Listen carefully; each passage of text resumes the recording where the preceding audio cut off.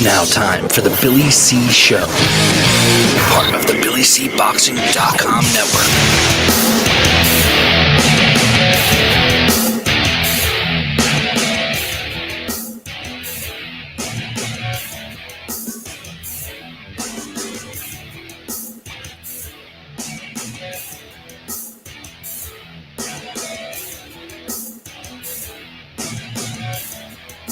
And we're coming to you live from the Billy C. Studios in Lake George, New York. I'm Bill Calogero, and it's time for the Billy C. Show.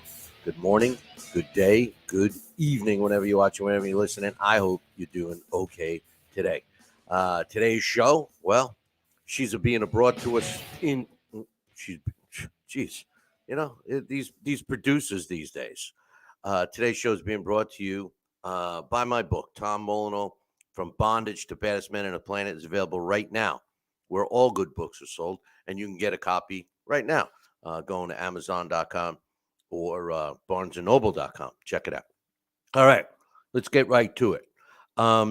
First and foremost, if you're watching the show live, come on into the chat room because we want you part of our main topic today. Today, will boxing and MMA, and honestly, all contact sports as we know them today in 2023, fastly approaching 2024. I can't believe that it's that.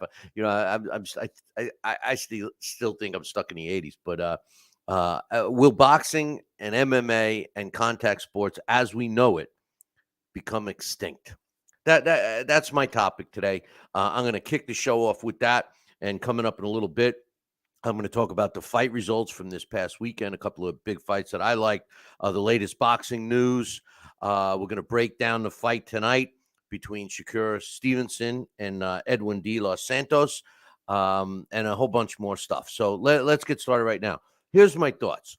Now, boxing, right? Boxing, MMA, football, and when I say football, I know we got listeners and viewers in Europe, and I'm talking about NFL football, American football. Maybe even hockey. The problem we have today is that, and it starts with our youth. And I'm not saying it's their problem. It's the parents' problem. Everybody wants to be so safe, right? Which don't get me wrong, that's a good thing. Like I was talking to Big George Mitchell today, one of the best cut men in the business. He was also a trainer out of Long Island. And, he's always said, and a lot of other great fighters, Larry Hazard, he fought as an amateur. Of course, he's New Jersey commissioner for a long time, boxing Hall of Fame, the whole nine. He said the same thing. It's better to stop a fight too soon than too late, right? But here's the thing. The way I see it, right? And you start looking at stuff, and you watch, like if you're my age or even younger, you used to that kid, all he's doing is playing video games. Well, now that kid that spent all those years playing video games and stuff, well, they're working at NASA, the military. They're able to attack stuff with a joystick. In the medical industry, they're operating these fantastic advances in medical technology, and they're looking at the screen, moving a joystick, right? All of these things are happening, and it's being done with a computer. Well, I have a feeling that boxing is going to be the same thing. I think eventually, and before you started, I already heard this from my son-in-law, Lewis, this morning, and I was telling him, what the topic was going to be, and I start describing it to him. Oh, yeah, this and that. And he says, yeah, they did a movie like that. It's called Real Steel. I know. But my point is this. Realistically, it's very possible that that's what the combat sports and contact sports are going to evolve into. Us as humans, we don't want to inflict any hurt on anybody. And after all, boxing's main objective is to render your opponent unconscious, right? I think that someday you are going to see that that fighters aren't going to fight anymore. That a fighter may, become the guy with some kind of joy. I saw the technology today. You move your hand and it hand. I mean, you could do all of the boxing games and stuff right now, based by your own movements. So I think that it's going to come to that someday. Um, Hopefully later, but eventually it will. And I think that everything will be the same in terms of promoters and crooks and interest and all that stuff. But instead of having two human beings fighting and risking permanent damage, whether it be brain damage or physical damage to one another, now you're going to invest money in equipment, robots, if you will, I mean that kind of stuff, and I think that that's a very good possibility, um, to evolve into. And when it comes to other sports, football, let's say, I mean, the rules have changed so much. I mean, you can't tackle a quarterback very hard. I mean, they're throwing flags at a 260 pound linebacker charging through, getting through the blocks, running at full speed, which is 99 miles an hour practically, and the quarterback releases the ball, and these guys are expected to stop on a dime and not bump into the quarterback. Well, a lot of times it doesn't happen. I can understand body slamming them, or now they say if you land your body on them. I mean all this stuff, and it's just it's crazy. But with the advances in technology, specifically robotics and joysticks. I mean, I could see boxing specifically go to that. And now my question is it going to be cheaper for a promoter to promote an event using non-humans, using robots? I would think the cost of having a robot of some sort would be expensive. Plus, the risk of damaging the equipment in the ring, similar to a human being getting hurt. I mean, it opens up a whole thing. So now I say, is that something that's feasible? I mean, would you watch it? Would you lose interest? Um, you know, uh, we'll see what happens. Um, I'm just curious to know what your thoughts are. I know I got my man Team Batman in the chat room right now, and he doesn't like crossover fights. He says they're a waste of time. The thing is that a crossover fight with not using humans, how would that work? Would it be rule based? Because with robotics, with a robot in there, that particular robot would be able to do both types of combat sports. If you were talking about MMA and boxing, right? So, I mean, maybe there's no more crossover. Maybe it's just fighting, and the rules would be from bout to bout. I don't know. I don't know. He's saying he doesn't think it would ever happen.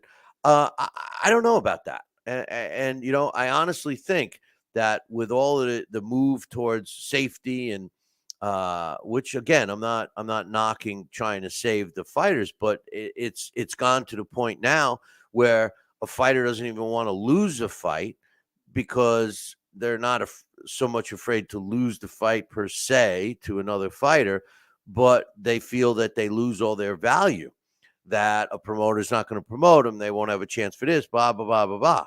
I don't know. Curious to know what your thoughts are. Pop into the chat room. Let me know. I'm going to keep moving, but I do think that eventually, at some point, that they will be extinct. That we will be replaced in the sporting world, in the combat sport world, and even contact sports. That human beings will be replaced because nobody could complain that a machine is going to be damaged for the rest of their life. You know, are we going to consider it a life? I don't know. Anyway, and yes, I know there was a movie about that, but I was actually thinking more from a technical spot piece that the game could change because of technology and the fact that it's so realistic and the movements could be so realistic, and you would eliminate the risk of knocking somebody out or hurting them. But anyway, some fight results from this past weekend out of Newcastle, England. Oh, here's another thing. I just want to say that it was pointed out to me that I made a typical Billy C blunder, murdering a name last week. It wasn't so much the name I murdered, it's the name I got incorrectly. I was making a reference to the famous race car driver who was calling races, and it made a guy could be making a right turn at a light, and he made it sound like it was the most exciting thing. I quickly referred to him as Jimmy Stewart when indeed his name was Jackie Stewart. Okay. And I knew Jackie Stewart. I mean, I didn't know him personally, but I knew it was Jackie Stewart. It's just that when I was live and it came out of my mouth, Jimmy Stewart came out of my mouth. But it was very nice of multiple people to correct me. And I appreciate that because, hey, I need correction too. But from Newcastle, England, on DAZN, Eddie Hearn's Matchroom Boxing had a card that I'm going to talk about a little bit. It was called Next Gen, and it featured a lot of young prospects. Let me tell you my general consensus of that card. All these fights, these kids were in tough. I loved it. It makes British boxing, in my opinion, they're running the show. The fighters in Britain and Europe in general, they're not afraid to fight each other. They're not afraid of having the O and go. And when you see a fighter that maybe he's a young fighter, 4-0 or something like that, and he's fighting a guy 3 wins and 47 losses, the initial comment I always hear is, that guy can't fight. Well, wait a minute. If he's got 40 losses and he's got 3 wins, he's got 43 professional fights. If he's fighting a guy that's got 4 fights or a pro debut or something like that, that very well is a good test for that kid. You can't go by the record. See, that's the problem with the U.S. That's the problem with boxing in the United States. They look at a record and they judge a fighter by the record. In a couple of weeks, we're going to be doing a special program here with a fighter who actually has a losing record.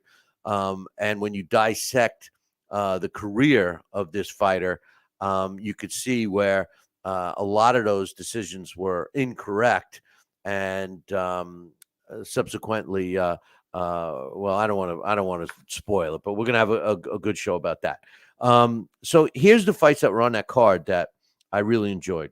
The main event was number 6 super bantamweight Shabazz Massoud, who improved to 12-0 with 4 knockouts. He won a split decision against Jose Martin, who dropped to 34 wins, 8 losses, and a draw, with 20 of his wins coming by knockout, 21. The way the scores were, one judge had it 96-94 for San Martin. One judge had it 96-94 for Massoud. And then the plant judge had it 98-92 for Massoud. Listen, it wasn't like that. It was a very close fight. I enjoyed it. It was no easy fight for Massoud. He was obviously the promoter's fighter. He was the local fighter, and he was in there pretty tough. There was 2 other fights. This card had a bunch of people that, you never heard of. I never heard of. But there was 2 fighters I watched on this card that I'm going to mention. And they're 2 fighters that I'm going to start to keep an eye on. See, I like doing that. That's how I got turned on to Tyson Fury. I watched him in one of these preliminary fights in his 3rd professional fight. And at the time we had, I've mentioned this story before, but at the time we had an England contributor to the show. And he says, yeah, Billy C, you got to keep an eye on this guy, and I did. And ultimately he became a world champion. So there's two fighters on this card that caught my eye, and I just wanted to mention them. Listen, both of them, don't get me wrong, both of them need a lot of improvement, a lot of improvement. But they also both had that it factor, the it factor. You don't know what it is, but you have it, That's what I saw with these two. The first one I'm going to say is a middleweight. His name was Mark Dickinson. He improved to 6-0 with two knockouts with a fifth round stoppage over Grant Dennis, who dropped to 18-6. Dickinson is a young kid, 24 years old. He's 6'2". The only thing I think he seems to have, which may hurt him, and it's really no fault of his, but his neck is long. He's got this really long neck, which his head is kind of sticking out up there. Reminded me of a Rock'em Sock'em Robot. But I think if this kid could learn some head movement, because I tell you what, if he doesn't move his head, he's going to get as he moves up in talent, fighting better talent. They're gonna knock his block off just like a Rock'em Sock'em Robot. But if he can develop some head movement, this guy seems to have it all. He has some power, and he moves forward. He's throwing punches. He's a guy I want to see again. For a guy with 6 knockouts, he's only got 6 wins with only 2 knockouts. He did stop Dennis, which you could make an argument that it was a little premature. He was not really returning fire, but he didn't seem like he was getting that hurt. But the fight was stopped. But nonetheless, keep an eye out for Mark Dickinson, middleweight. The other kid I saw was Cameron Vong. He won a 6-round decision over John Henry Mascara, who improved to Vong improved to 2-0 with 1 knockout. This was a junior welterweight fight. Vong had just turned pro earlier this year. He's a fighter that you might want to keep an eye on too. Mascara drops to 5-5. There was another fight on the card. The name escapes me, but here's what I got out of it. After the hometown fighter got beat up. Okay, this was a guy that sold a lot of tickets, and man, did he get beat up. And he fought this other cat who had substantially more fights than him, and the guy won. And they were doing a post-fight interview, and they bring Eddie Hearn on. And Eddie Hearn, I tell you one thing. You could say what you want about Eddie Hearn, but he clearly wasn't holding back his true feelings, because it looked like he wanted to punch this guy for beating up his guy, right? And he said it. He didn't say he was going to punch him, but he said, hey, he goes, I didn't like the outcome. I want my fighters to win, but this guy's invited back anytime he wants. And the guy was so thankful. He's going, I would love to come back. I'd love to come back. And then Eddie Hearn turns to him and says, well, you're going to be in tougher than you are tonight. I mean, basically he's telling this kid, yeah, okay, you want to collect a paycheck? We're going to put you in. We're going to put you in tough. Now, here's the thing. You could look at that two ways. I like to look at it if I'm this kid, and I should have wrote down the poor guy's name. If I'm him, what a great opportunity. That's half the problem in boxing today. Fighters don't even get the opportunity. I know when I was doing some matchmaking a couple of years back in Florida, you're looking around for an opponent, right? So you got a guy that's, let's just say he's the A side, 6-0 fighter. And they say, we want an opponent. Okay, you're looking for a middleweight. Okay. So you look around, you find a guy. Well, we got a guy that's 3-8. Oh, no. 3-8. No. Well, here, we got a guy 2-4. Well, how did his wins come? Well, 1 knockout and 1. Oh, no. He got a knockout. No. We don't want him. We got a guy 1-6. 1 knockout. No. What the hell you want? You want somebody that's like not breathing at all? You wheel them in? I mean, that's the problem. They're so overprotective. And I've said this many, many times. These fighters, these young fighters, are getting nothing by fighting fighters that don't stand a chance against them. If you were here in the beginning of the show when I said the fighters over in England, which is why I think the British boxing carries the sport on its back is because not only are the fighters willing to fight other fighters that, whether they are even in record or a young fighter fighting a fighter with a lot of experience, the fans don't hold it against them when they lose. So the value doesn't necessarily go down. If they have two fighters that are fighting each other and have a good scrap, side A wins and side B loses the decision, the value of side B doesn't go down because the English fight fans will remember that side B fought a good fight and they might want to see him again. It wasn't his night. That's the way boxing is and should be and always was back in the day. It's not like that now. It's not like that now because somebody would feel that they can't get a good fight unless if they lose a fight. They can't get a good fight if they lose a fight, meaning a good money fight is what I mean. But anyway, some boxing news to talk about. It was made official today. Tyson Fury and Usyk will be fighting. The fight originally was scheduled for December 23rd. But as we all know, that fight was canceled due to the Fury and Ngannou fight, which was extremely close. Fury took way more punishment than was expected.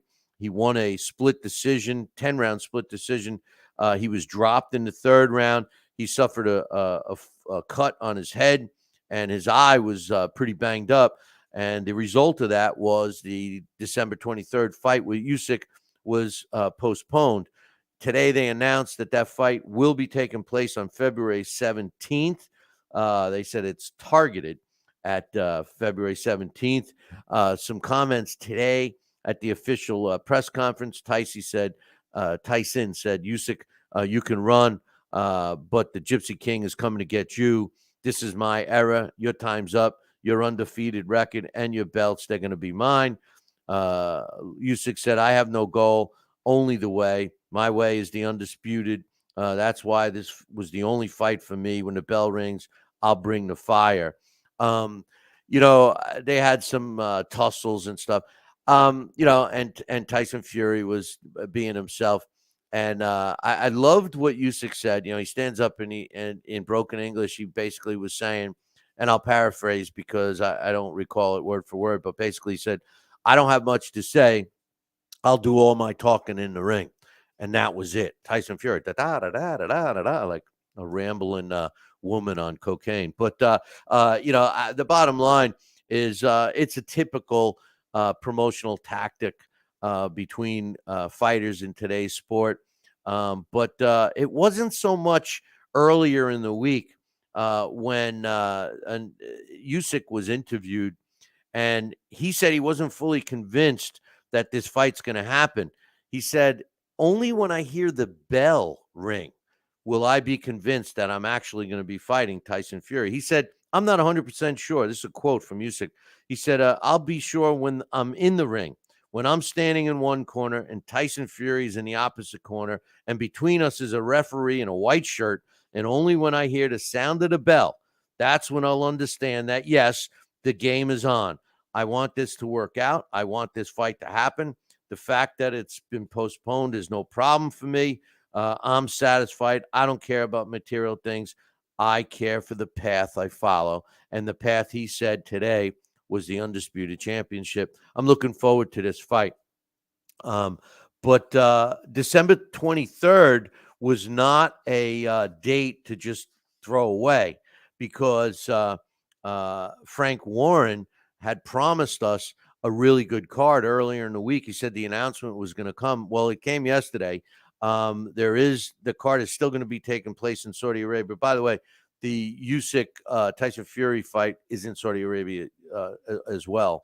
It was funny. I saw a comment on Twitter saying, hey, because somebody told me earlier today, I was talking on the phone with a boxing manager, and he said, hey, this was great. I mean, all these promoters got together, and I said to myself, yeah, that is kind of odd for today's sport. And Raging Babe on Twitter, I don't know if you ever met her, but she's a sweetheart, and she says, yeah, does it surprise you really? She said the reason is none of these promoters are laying out a penny. It's in Saudi Arabia. They're throwing money at these guys. Of course they're going to cooperate then. She hit it on the head. Raging Babe. I agree with you 100%. So anyway, this card on the 23rd, I love the lineup. I mean, listen, I'm happy to see that Usyk and Tyson Fury are getting in the ring. Love it, okay? But December 23rd, I can't wait for. All right? Check out this lineup if you missed it. Deontay Wilder, I wish he was against Anthony Joshua. They're both on the card. They're just not fighting each other. Deontay Wilder is against Joseph Parker. It's an interesting fight. We all know Deontay Wilder is a one-trick pony, right? I mean, come on. If anybody that doesn't have the name of Deontay Wilder, if you think Deontay is more than just a power puncher, he's got no footwork. He's got no movement, which is footwork. He's got no defense. He doesn't even have a jab. We saw him throw a couple of jabs in his career, but he doesn't have much up here either. But the truth of the matter is he's got a devastating right hand. I mean, freakish power, right? He's going against Joseph Parker. Now, Joseph Parker, he's kind of a hard cat to figure out. I think that if he could, you see, the thing about Deontay Wilder is that those punches are coming from so many crazy angles that people get caught by them, and the power is just so devastating. I think Tyson Fury, because of his defensive skill, was able to anticipate where the punch was coming, and all he had to do was just move a little so that the punches didn't land flush. And Deontay leaves himself wide open. And Tyson Fury, not really known for his punching power. Joseph Parker, I would think, has equal punching power to Tyson Fury. I think Joseph Parker's movement is going to be critical in this fight.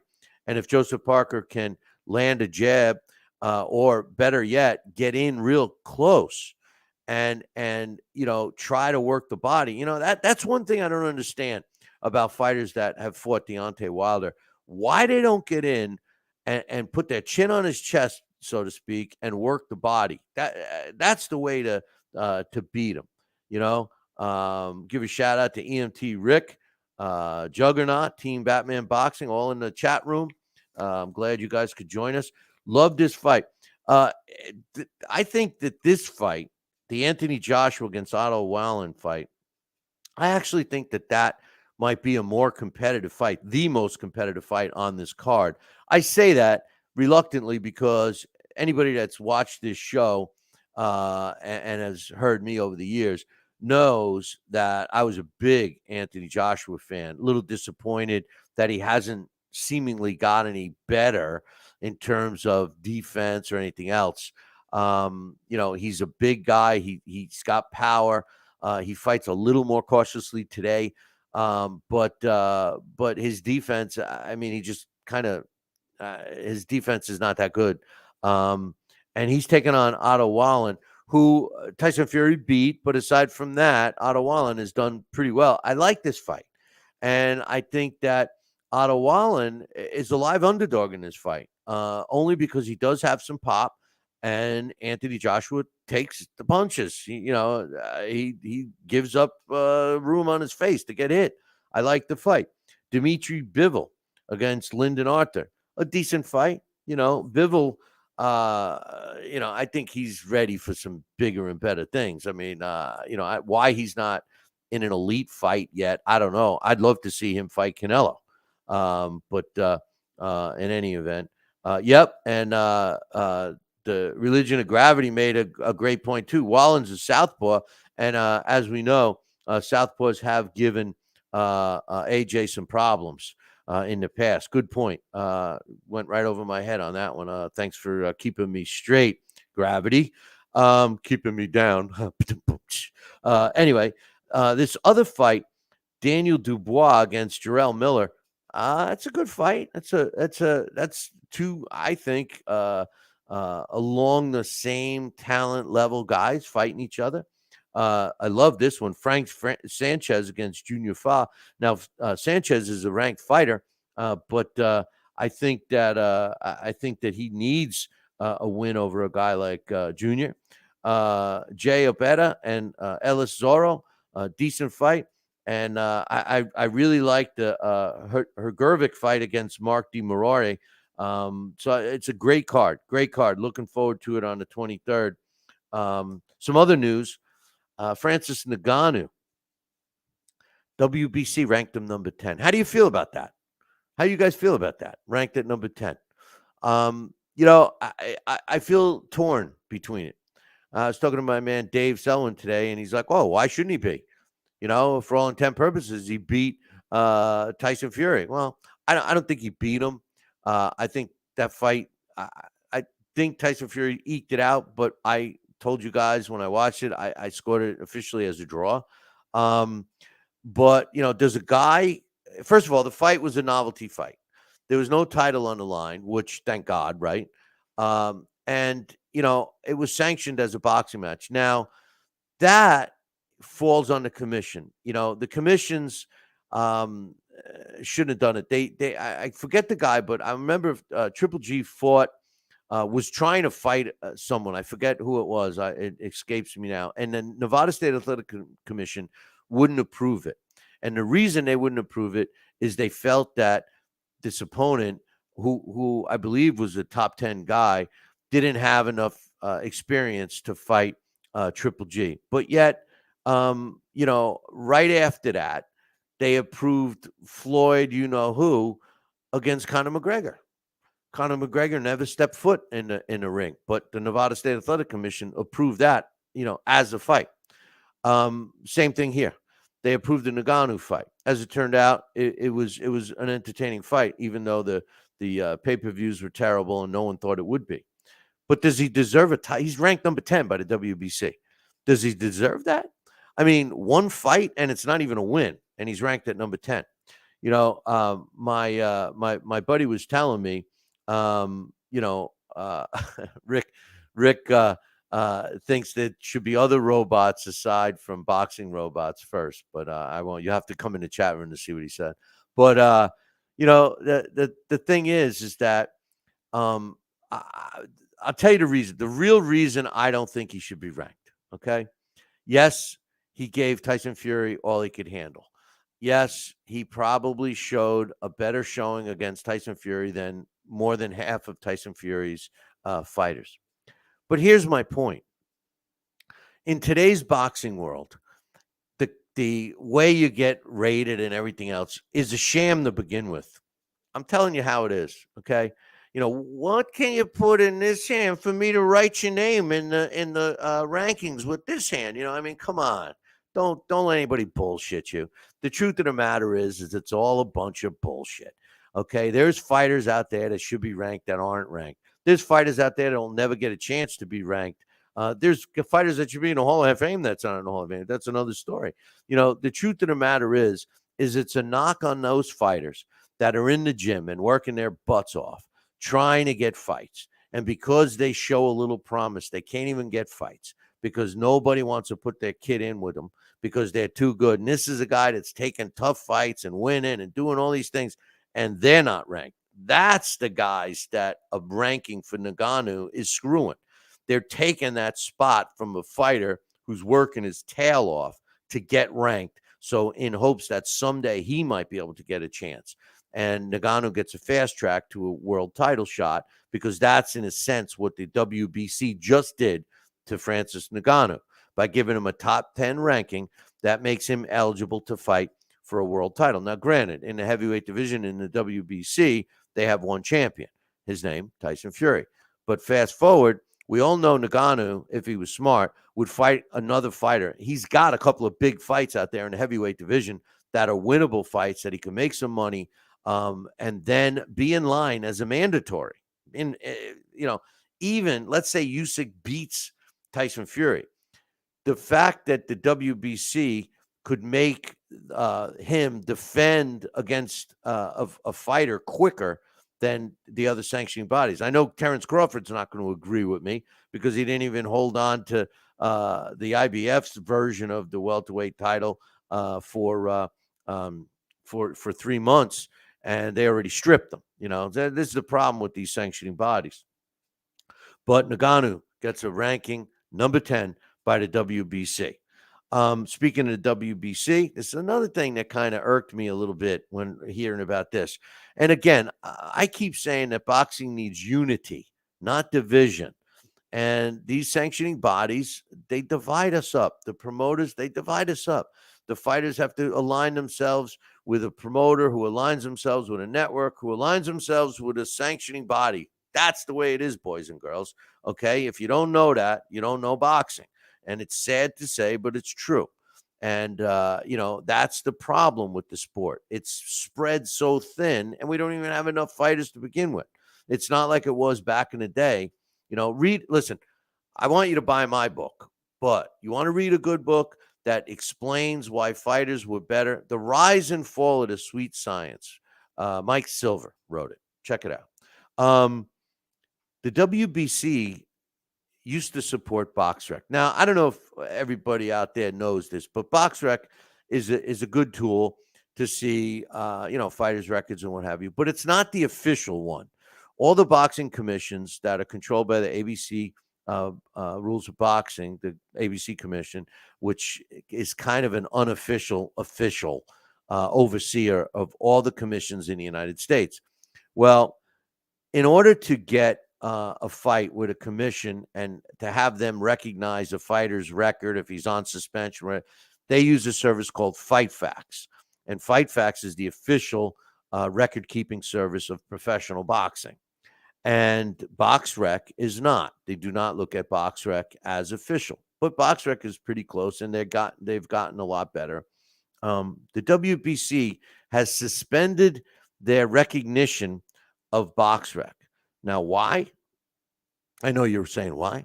Well, the reason why is because of the weight class called the bridgeweight division. Now, look, back in the day, Jack Dempsey, Mike Tyson, let's scratch that. Jack Dempsey, Rocky Marciano, they were not 200-pound fighters, all right? And they were both heavyweight champions. The guy they called the Giant, Jack Johnson, one of the greatest fighters of all time, was 6'1". I believe his actual height was 6 foot half an inch, but whatever. Let's say 6'1". He was considered a monster. You look at footage of him, I mean, he towered over a lot of his opponents. That's a baby today. We're getting guys that I'm saying heavyweights are 6'4". They're short. They're not big enough. They're not 6'8". They're not 6'7". 6'6", 250 pounds. Lennox Lewis changed the complexion of the heavyweight division. He did. He proved that a guy that's over 6 foot tall, 6'5", over 6'5", and weighs 240 pounds of chiseled muscle can fight. And he proved it. And since his reign, look at all the big monsters we have in the heavyweight division. Okay. But the heavyweight division still, in my opinion, should be 200 pounds and above. We don't need another weight class. We don't need the super heavyweight division. We don't need this bridgeweight heavyweight division. Bridgeweight division, not heavyweight. And because the WBC, which incidentally is the only one that has it, the BoxRec doesn't recognize it. They held their breath, stomped their feet, and they're not recognizing BoxRec anymore. And you know what I say? I say we already have the division for the bridgeweight division. It's called cruiserweight. And, every country loves cruiserweights except for the United States. I don't know why it never hit here in the States. The cruiserweight division is the heavyweights of yesteryear. You got some guys that are in great shape, punching power, 200-pound fighters. It's the largest, aside from the heavyweights of today, it's the largest gap with a division. Light heavyweight, the max is 175. So you go from 175 to 200. That's a 25-pound swing between a light heavyweight and a cruiserweight. 176 pounds is a cruiserweight, right? So a 176-pounder could fight a 199.9 pounder, and that's a cruiserweight. That's a pretty significant difference. Now, in the heavyweight division, yes, you could have a guy that's 200 pounds, and he could fight a guy that's 260 or 300, fat guy. But, the truth of the matter is that I don't think we need more divisions. I think we need better fighters. And I think a young Mike Tyson today fighting, some of these bigger heavyweights. I'll give you an example. Tyson Fury. Um, I think he's a tough one. I'm not so sure how Iron Mike would have did it against Tyson Fury. I would, off the top of my head, I'd pick Mike because I loved Mike Tyson, and I think he could have gotten in. But Tyson Fury, the way he's mastered leaning on his opponents and stuff like that, really wears him down. But a guy like Deontay Wilder, I think Mike Tyson would have ate him up. Ate him up. I think Tyson would have got in there and just knocked this guy out. I don't think he would have been able to fight him. The Klitschko brothers, I don't think would have handled themselves too much against Mike. Some of these other big guys, I'm not so sure how they would have handled against a young prime Mike Tyson. But the truth is the truth. As the heavyweights getting bigger and bigger, these big guys are going to rise to the top. And the argument is, well, what is a 210 pounder? What does he do? He fights in a bridgeweight. That's what the WBC is saying. I'm saying, get us better fighters, get us better trainers. We don't need rah-rah men, right? I say that all the time. Juggernaut's asking a good question here in the chat room. Can Ngannou beat Otto Wallen? That's the thing. Kenny, Ken Ngannou, did he have a career night against a guy who clearly took him lightly? How does he go against? I want to see him. The fight I would want to see, to be honest with you, would be Ngannou against Andy Ruiz Jr. I think that fight is perfect right now. Right now. You know why? Because Deontay Wilder and AJ, two other fighters I would like to see Ngannou fight, are already booked. So guess what? If I'm Ngannou, or if I'm working with Ngannou, I pick up the phone, I call Andy Ruiz, and I say, hey, why don't we get on the Tyson Fury Usyk card? Co-main event. Wouldn't that be great to see Ngannou on that card? Don't be surprised if you don't see him on that card. But I'm saying to see him on that card against Andy Ruiz Jr. And if Ngannou beats Andy Ruiz Jr., now we got to really say, okay, this wasn't a fluke. Ngannou's got the punching power. As I was learned, he's never been knocked down, stopped, anything. Okay. But his boxing ability, he's still learning. Andy Ruiz Jr. looks like the Pillsbury Doughboy, but he's a good boxer. He's very accurate with his punches, and his hand speed is pretty good. I'd like to see that fight. I'd like to see Andy Ruiz Jr. against Ngannou. That's the fight that we need to see to really gauge Ngannou. But in any event, we got a fight tonight that I want to break down right now before we pack it in. I tell you, remember when we used to do the show 2 hours a day, 5 days a week, and now it's like 1 hour, and I'm like, oh, geez, it's almost over. Tonight, which I like, by the way. I like the fact that they got a fight on tonight. I think, boxing should be on more than just Friday and Saturday nights. And I'm happy that this fight is on, and I'm happy that it's on ESPN. What I'm not happy on is that Top Rank has a monopoly on ESPN. And, we're probably going to have to listen to Bernardo Osuna tonight. But Edwin De Los Santos is taking on Shakur Stevenson for the vacant WBC lightweight title. Shakur Stevenson, listen, if you guys watch this show, my man Larry Hazard used to be on this show on a regular basis. And if you go back a couple of years, Larry Hazard came on this show one day and he said, listen, there's a kid, that you have to keep an eye on. His name is Shakur Stevenson. Keep an eye on him. Keep an eye on him. And I said, yeah, I will. And thanks for the accolades, Anthony, who's in the chat room right now. I wish you guys would have been here a little sooner. You could have got in on my boxing and robots thing. So go back and listen to the show and email me, Billy. You can email me at bill@billycboxing.com. Or Billy at talkingboxing.com. But anyway, Shakur Stevenson, has lived up to everything that Larry has said. He's a former junior lightweight champion. He was stripped of his title when he had a 12-round fight over Robson Conseco because he didn't make weight. But when you look at this guy, 26 years old, southpaw, out of he's fighting out of Texas now, but he was in Jersey. That's how my man Larry saw him. 5'8", 68-inch reach. He had a couple of big wins as a junior lightweight.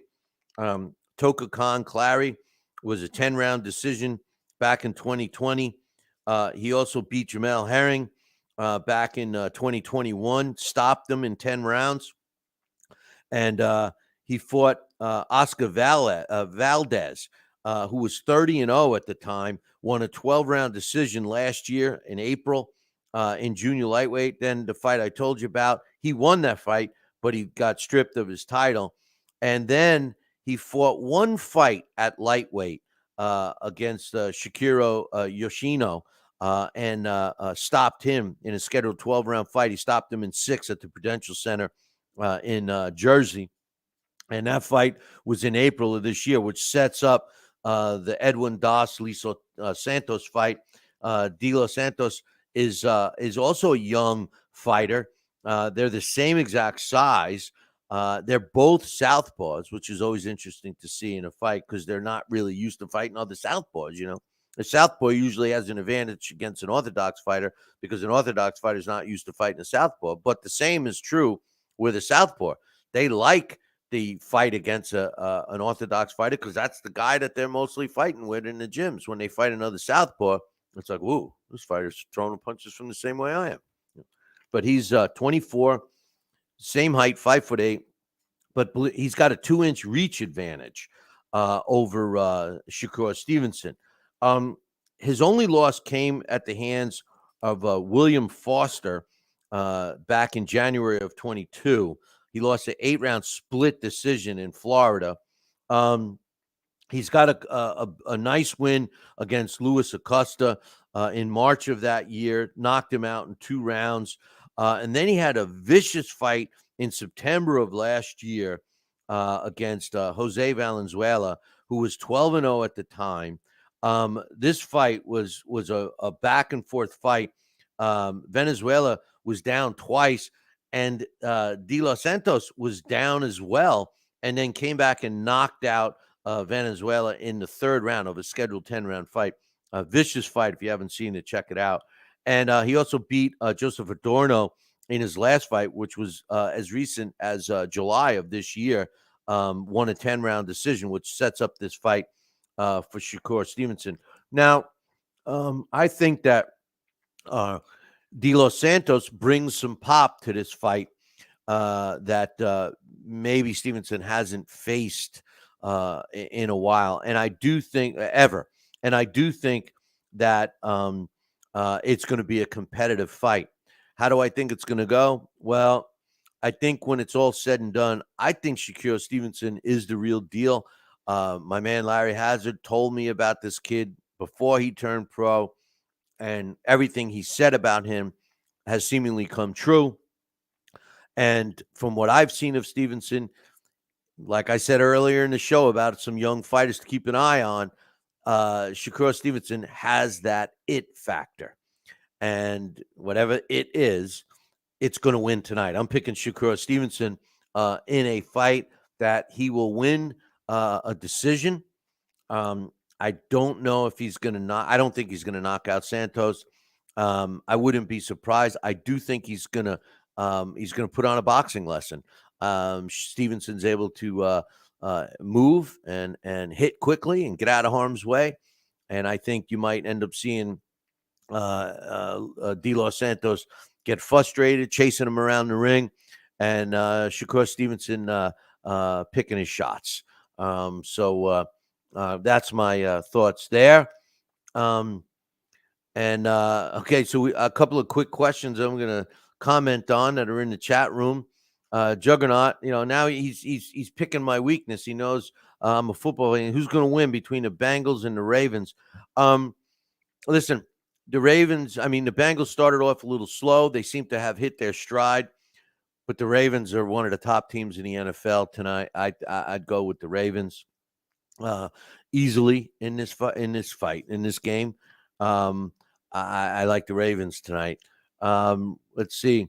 We got did anybody say who would win between Miller and you talking about Gerard Miller and David Dubois? Daniel Dubois. I'm sorry. Um, I we didn't say. We talked about the fight. We said it was going to be a competitive fight. It's an interesting fight. Um, I, I'm not sold on Jarrell Miller. I think Daniel Dubois was brought up. He was might have been rushed a little bit.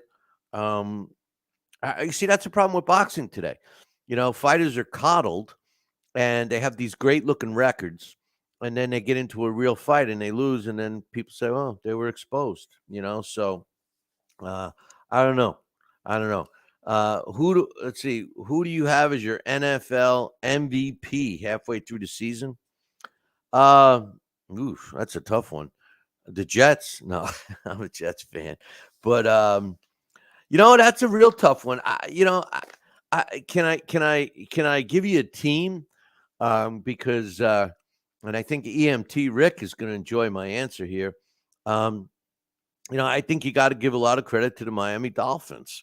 I'm an Alabama fan, so I like Tua. I think that he's proven a lot. I mean, nobody's really jumping out and owning the NFL this year. There's no one player. After watching Brees Hall for the Jets have a banner game, I would have been like, oh yeah, this guy's great. And then all of a sudden he doesn't do anything. Garrett Wilson or the Jets, I see him make some great catches and I see him drop some. So I don't know. Defense. I tell you, one of the guys, Williams, the Jets linebacker, Kuhn Williams' brother. I agree with Juggernaut. The NFL. Listen, what you're seeing with the NFL, he's saying it's competitive halfway through. No, what you're seeing is continuity in the NFL, and that's what makes the NFL good. The salary cap that they have in the NFL keeps the playing field level. One team, there's a couple of teams I can't stand in the NFL. I can't stand the Jaguars because I don't like Trevor Lawrence. That's number one, and I know he's good. I don't. My worst two teams in the NFL is the New England Patriots and the New York Giants. Those two teams I can't stand, and I'm not a big fan of the Bengals. I'm not a big fan of the Jaguars, but every other team. I mean, I enjoy watching Kansas City. There's something about the Bill. I love Josh Allen, and I wanted him to be on the Jets. I follow a lot of college football, and Josh Allen, I watched when he played for Wyoming, and I prayed and prayed and prayed that the Jets would pick him, and we all know who we got. But no, not Wilson. Wilson we picked after Trevor Lawrence. We picked Sam Darnold way before Josh Allen. But he's with me on the Giants. I never liked the Giants. Yeah, well, the Cardinals. The Cardinals beat the Cowboys. When did the Cardinals beat the Cowboys? No. Did I miss something? When did the Cardinals beat the Cowboys? Am I being an idiot here? I didn't catch that one. No, the Cardinals beat the Broncos. Yeah, okay. No, not yet. They didn't. Cardinals. They have 2 wins. They just got their quarterback back. I must have beat the Cardinals beat the Cowboys. The Juggernaut's telling me the Cardinals beat the Cowboys. Did I miss something? The last game I saw the Cowboys, they ate up the Giants. That was their last game. So I don't know. Maybe they did beat the Cardinals. I don't know. I'm still a disgruntled Jet fan. Hey, listen, enough talk about football. It's a boxing show, but it's over. So listen, I appreciate you guys stopping in. Next week, my topic is going to be, so here's something that you can start to Did they really? I missed that one. He's telling me the Cardinals beat the Cowboys 28-16. Oh, that's good. That's good. I didn't catch that. I must have missed that. But I obviously missed it. But next week my topic is going to be which country produces the best professional boxers. Now it's kind of a question you got to think about, because I'll tell you right now, if you look in the records, the United States has produced the most world champions, okay? But are they the best fighters? Let's talk about today. We're talking about today. In the last 20 years, which country has produced the best boxers? And the United States, you got to put an asterisk, because there's a lot of fighters that come to the States that fight as as an American, and their backgrounds are from other countries, or they immigrated here or something. So I mean, back in the day, if we were talking about, I mean, there was a lot of great Italian fighters and Jewish fighters back in the day, lots, and of course, all the best fighters, most of them were African American fighters back in the day. So I mean, it is what it is. The best fighters that ever laced on a pair of gloves. And not only was he an American, he was a New Yorker, and of course, I'm talking. Well, as far as I'm concerned, he was a New Yorker. Sugar Ray Robinson. But anyway, listen. I appreciate it. I'm glad Juggernaut straightened me out with the Cardinals. Man, I'm happy to hear that the Cardinals beat the Cowboys, but I was more happy to see the Cowboys destroy the Giants. But anyway, listen, think about that. You could drop me an email, or make sure you tune in next week to get your thoughts. Give me your thoughts in the chat room. I'll give you my thoughts, and I'm going to give you some statistics of why. And another show we got coming up in the beginning of December is going to be an interesting one. Big George Mitchell, who's a top-rated cut man in the sport of boxing, also as trainer. We're going to throw some situations at him, or he's going to throw them at us. How you would score it. If it's a knockdown, if it's a disqualification, or whatever. So he's going to come up with some of that stuff. We may have some other guests on at the same time. All of that's coming up. We're getting back into the swing of it. I just hope boxing can stay on the up and up. And I pray every day that fighters will actually fight, managers will actually manage, and promoters will actually promote. Because if all of that happens, boxing might not be that bad. All right, boys and girls, thanks for tuning in. And make sure you tune in next week. Same bat time, same bat channel. Until then, ciao, baby.